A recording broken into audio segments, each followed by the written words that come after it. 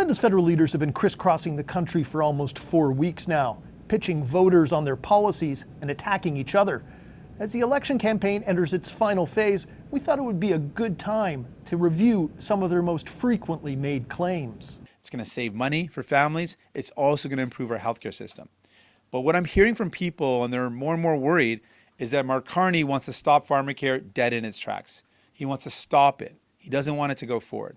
And people are worried about that. NDP Leader Jagmeet Singh has been spending a lot of time characterizing Mark Carney as someone who wants to make deep cuts to government services. And a lot of that criticism is focusing on pharmacare, a program that the NDP were crucial in getting up and running. The NDP want to expand pharmacare to cover more medications. In fact, it's a central plank of their election platform. But Singh's characterization of Carney as someone who wants to kill pharmacare simply doesn't stand up to scrutiny.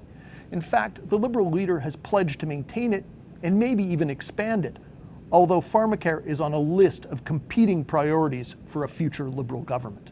It is usually the case that when the United States has a recession, that it's very difficult for Canada to avoid something similar.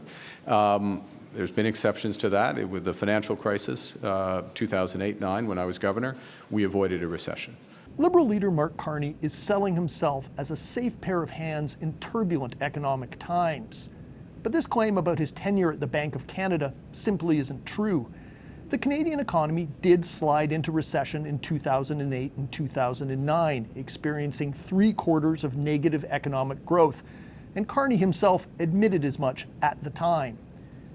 The recession wasn't as deep and didn't last as long as those experienced by some other economies, including the US, and Carney did win praise for his handling of the crisis, including from Jim Flaherty, then the finance minister for Stephen Harper's Conservatives.